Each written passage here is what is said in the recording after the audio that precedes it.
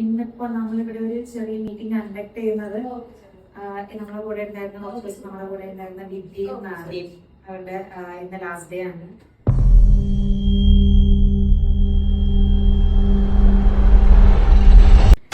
Actually ഇത്ര പെട്ടെന്നൊന്നും പോകുമെന്ന് വിചാരിച്ചില്ല. പക്ഷെ ഓരോ പേഴ്സണൽ കാര്യങ്ങൾ കൊണ്ട് തൽക്കാലത്തേന് ഇവിടുന്ന് ഇറങ്ങുവാണ്. വിഷമുണ്ട് പോകാൻ. പിന്നെ Jithu sir, Shankar sir, Arun sir എല്ലാരും ഒത്തിരി നന്ദിയുണ്ട്. പിന്നെ പറയാനുള്ളത് രമ്യ മാമിന്റെ കാര്യം.